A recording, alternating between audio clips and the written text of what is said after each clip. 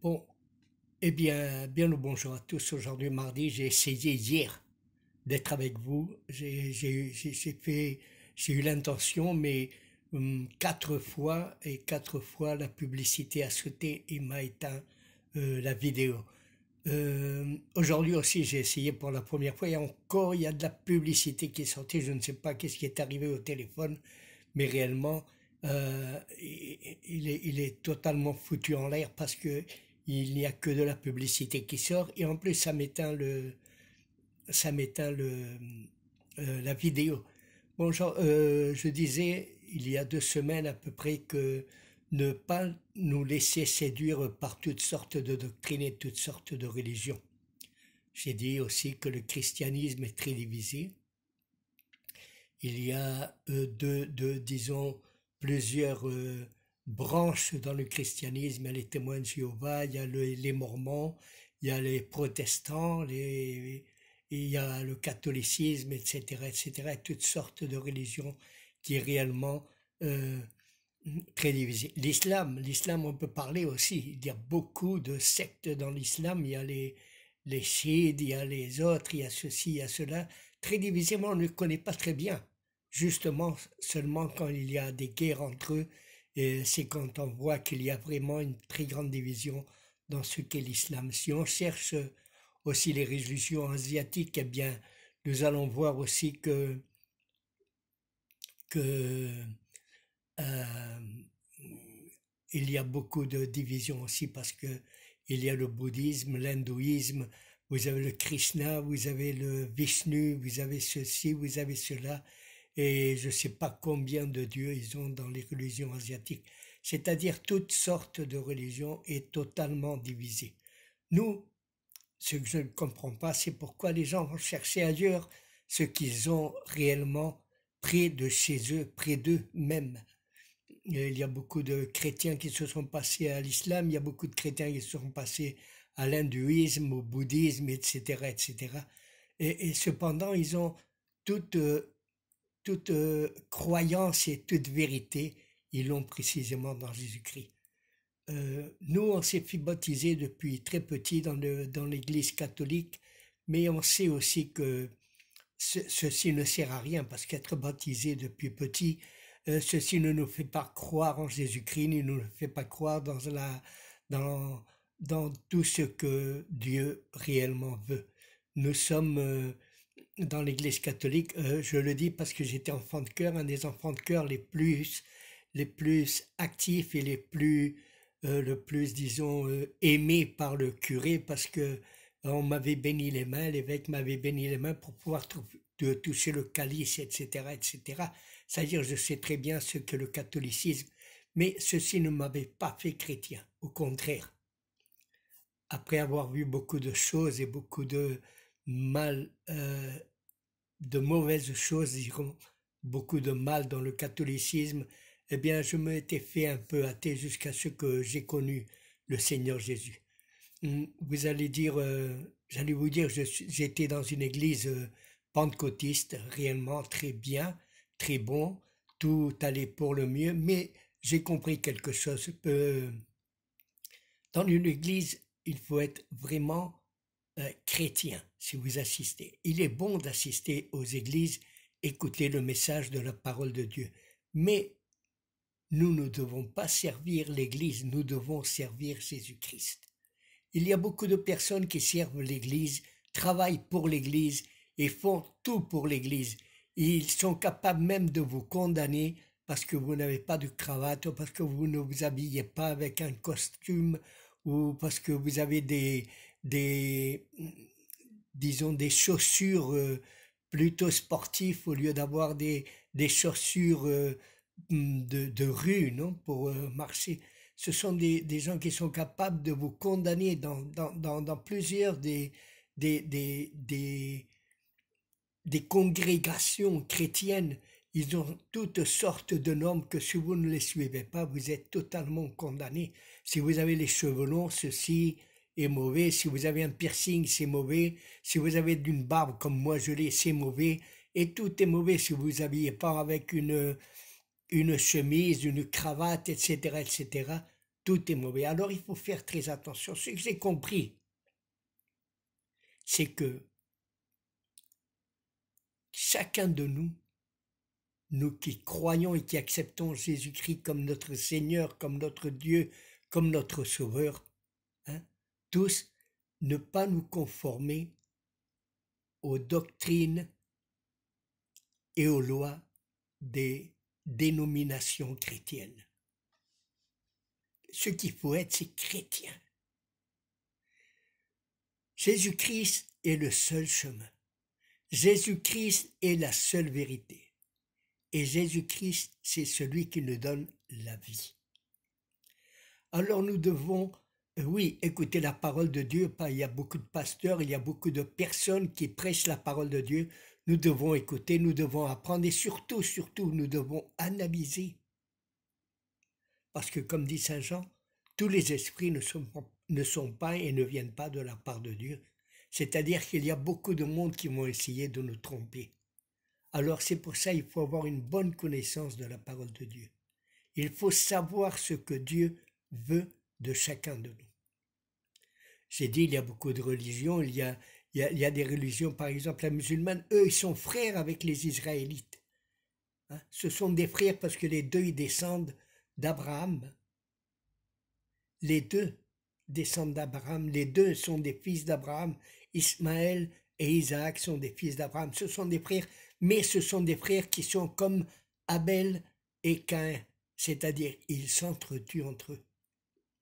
L'un ne veut pas de l'autre et l'autre essaye de se défendre. Caïn et Abel. C'est la même histoire. C'est la même histoire. Seulement, il faut faire très attention à ce que nous dit la parole de Dieu. Par exemple, quand la parole de Dieu ou les mêmes commandements de Dieu nous disent « ne tue pas », eh bien, les deux frères s'entretuent. C'est triste, mais c'est comme ça, les deux frères s'entretuent. Si nous allons sur les religions asiatiques, chacune essaye d'être en paix, de nous évader, de sortir de notre corps, de chercher. Qu'est-ce qu'on cherche? Il faut chercher le Père des esprits, c'est-à-dire il faut chercher Dieu qui est le Père de tout esprit. Jésus dit, je vous donne la paix. Et ce n'est pas une paix comme le monde pense, sinon c'est une paix intérieure, une paix avec Dieu, une paix avec soi-même. Une paix, et comme disait l'apôtre Paul, ni moi-même je me condamne, ni je suis donné à me condamner. Je ne peux pas me condamner à moi-même parce que Dieu est le seul juge. Mais si tout le monde te condamne, tout le monde parle que c'est la fin du monde, que tout le monde va mourir, que tout le monde va aller aux enfers, que tout le monde... L'Évangile ne veut pas ça, l'Évangile veut que tout le monde connaisse Dieu. Mais connaître Dieu, c'est connaître Dieu, ne pas connaître une dénomination chrétienne. Quand on parle de sectes, et il faut faire très attention aux sectes, les plus grandes sectes, ce sont ces trois religions. La religion chrétienne, surtout le catholicisme, hein, c'est une des sectes les plus grandes qu'il y a depuis tout petit. Tu fais partie de leur secte. Depuis tout petit, tu donnes la confirmation. Tu ne crois pas, tu n'as même pas le cœur pour croire, tu ne sais rien de la parole de Dieu, tu ne connais pas Dieu, tu ne connais personne, mais tu fais très attention à ce que disent tes parents et surtout ce que dit l'Église catholique. Pour être sauvé, tu sois baptisé, tu es la confirmation et tu es la communion. C'est-à-dire 3 ou 4 choses où tout est devenu un négoce et tout est devenu un événement pour que tout le monde puisse critiquer, tout le monde puisse parler de ta communion, de ton événement, de ton baptême, de ceci, de cela. Toi, tu ne fais pas partie de cela. Tu ne sais rien du tout. Toi, tu penses qu'à jouer. Mais ils ont fait de la religion catholique quelque chose réellement épouvantable. En plus, ils ne se disent même plus chrétiens, ils Ils ne suivent même plus Jésus, ils suivent Marie.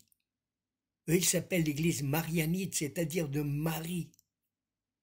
Il faut faire très attention parce que précisément Marie, et c'est celle qui apparaît partout. Partout, elle est apparue à Lourdes, elle est apparue à Fatima, elle est apparue ceci, elle est apparue par là. Pourquoi il n'apparaîtra pas Jésus-Christ? Parce que Jésus-Christ, quand il va réapparaître, ça sera à la fin des temps pour que tout le monde connaisse que lui, c'est le seul et véritable Dieu, qu'il est le roi des rois, hein, qu'il est la vérité. Et tout le monde va plier ses genoux devant lui et vont confesser que Jésus-Christ est le Seigneur. Il n'y a pas d'autre Seigneur. Il n'y a pas d'autre, disons, religion qui va vous amener à Dieu. Tout le monde dit, bon, si tu suis ta religion, eh ben, tu iras à Dieu parce que Dieu c'est le même pour tout le monde. Oui, mais Dieu nous a tracé un seul chemin. Et le seul chemin, c'est Jésus-Christ. Il n'y a pas d'autre chemin. C'est le seul qui est mort pour nos péchés. C'est le seul qui est mort pour nous faire la paix avec Dieu. C'est le seul qui est mort et est ressuscité pour la gloire de Dieu. Et maintenant, il est assis sur le trône. C'est le juge. C'est lui qui va nous juger. Mais il est aussi notre avocat. On m'avait raconté une histoire qu'il y avait un jeune qui avait volé, il avait même fait un vol à main armée. Et on va le juger pour voir combien de temps il va rester en prison. Et le résultat, c'est que le juge, c'était son père. Et le père le condamna au plus grand, le plus redoutable, pour avoir fait un vol. Il pouvait être entre 1 an et 20 ans, et le père le condamna à 20 ans. Et il lui dit qu'il pouvait être en liberté s'il payait, je ne me rappelle plus comment on dit, il fallait payer quelque chose pour être libéré, pour être libre. Et le père alla et il paya sa dette. Pourquoi? Pour que son fils soit libre. Il a été condamné à 20 ans, mais le père a payé pour qu'il soit libre et qu'il sorte en liberté. Il a payé la dette qu'il avait envers le gouvernement, envers la loi et envers tout ce qu'il avait fait. C'est-à-dire, c'est ce que Dieu a fait, ce que Jésus-Christ a fait pour nous. Le monde était condamné, condamné à mort. Il n'y avait pas d'espoir pour ce monde. Et Dieu même, comme notre Père, est venu pour payer notre dette et nous donner la vie éternelle. Beaucoup de personnes ne veulent pas suivre Jésus parce que Jésus-Christ, c'est la liberté.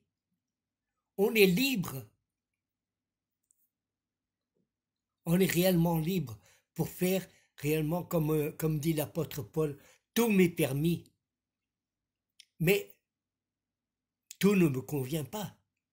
C'est-à-dire, tout est permis. Tu veux avoir les cheveux longs, tu n'as qu'à les avoir. Seulement ton cœur est celui qui doit être à Jésus-Christ. Ne pas avoir peur dans les moments difficiles parce que il est notre paix. Moi, je me rappelle, on me disait, le monde, il va terminer en 1966.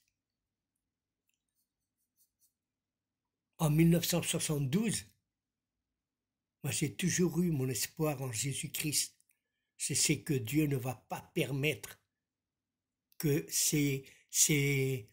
disons, ces prophéties ou ces prophètes, ces 20 prophètes, parce que réellement, c'est la vanité à eux qui leur fait parler et qui leur fait dire des choses qui ne sont pas vraies et qui ne sont pas de Dieu.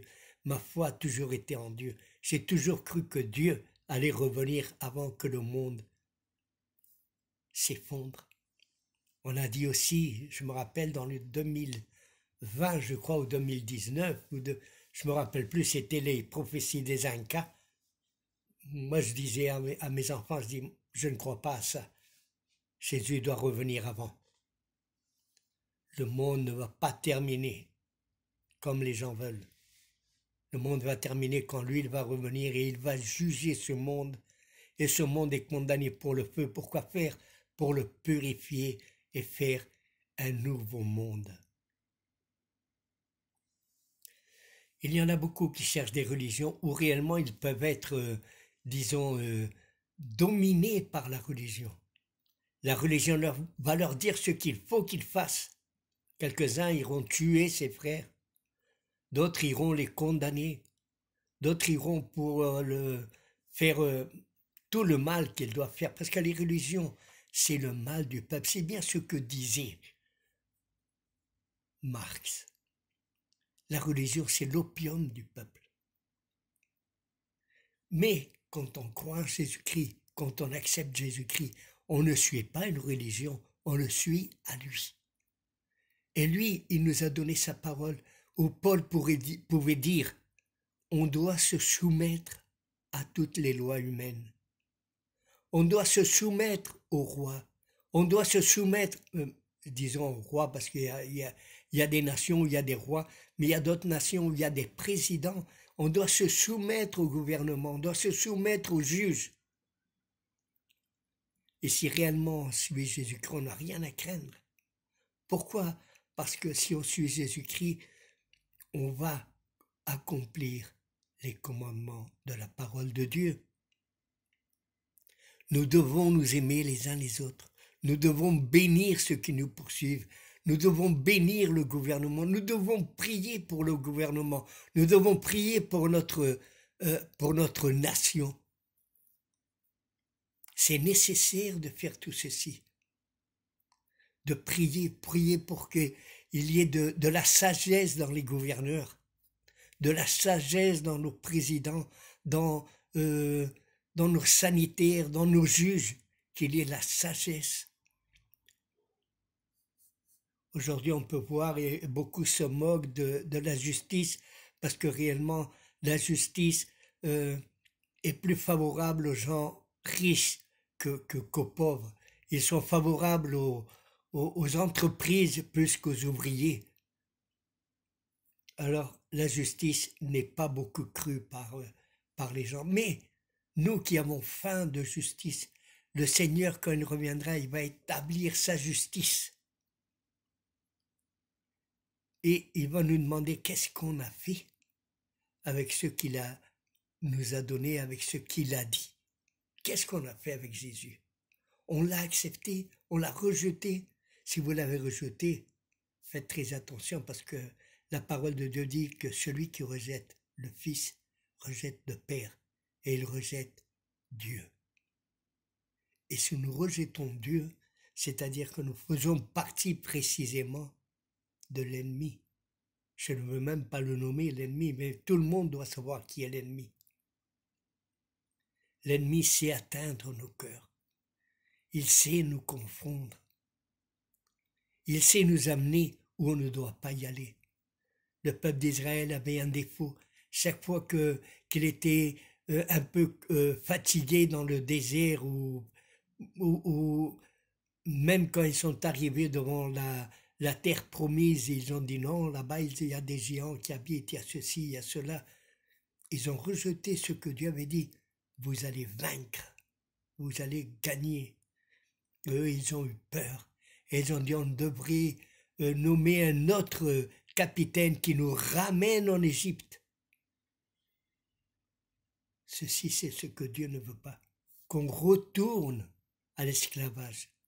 Les religions nous esclavisent, nous met des crochets, des menottes.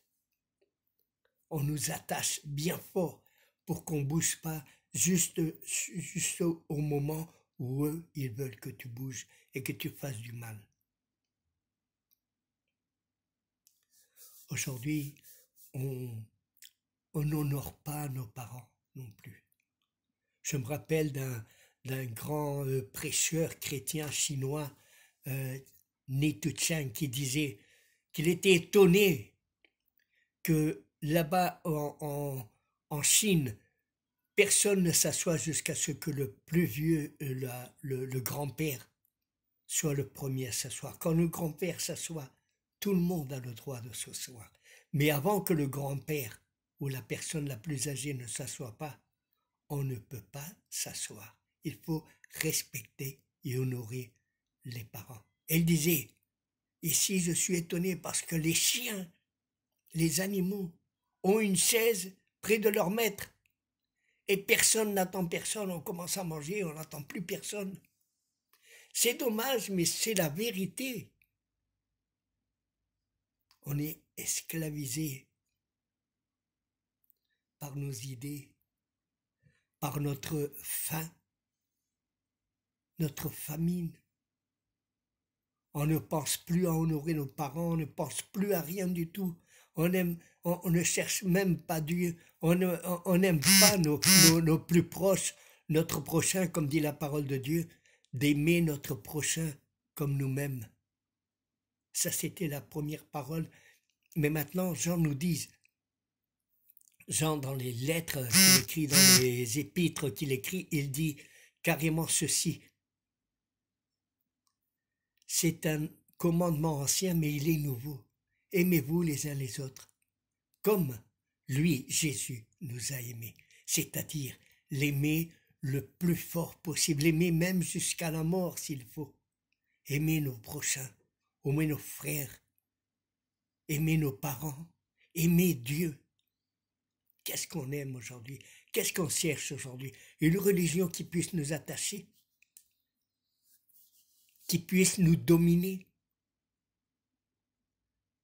Moi, j'ai toujours cherché ceci, j'ai cherché Dieu dans toute ma vie. Je ne l'ai jamais rencontré jusqu'à un jour, le jour que Dieu a décidé se montrer à moi et où il m'a appelé.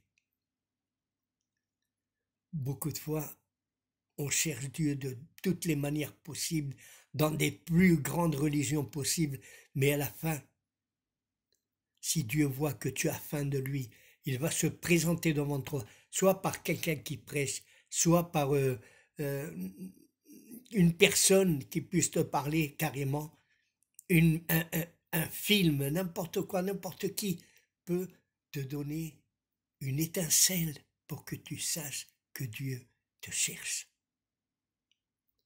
Moi, j'avais vu un film qui s'appelait Aladdin. Ça film, je ne l'ai plus revu, je ne sais même pas, je crois que c'est Bud Spencer qui travaillait comme le génie dans Aladdin. Et Aladdin lui demandait beaucoup de j'aimerais bien avoir ceci, j'aimerais bien avoir cela, j'aimerais bien avoir. Et le génie lui disait oui, oui, très bien, oui, oui, très bien. Alors lui, il s'étonne, il dit oh, je t'ai demandé 200 choses et tu ne m'en as donné aucune. Il disait non, tu ne m'as pas demandé, tu m'as dit que tu aimerais bien avoir.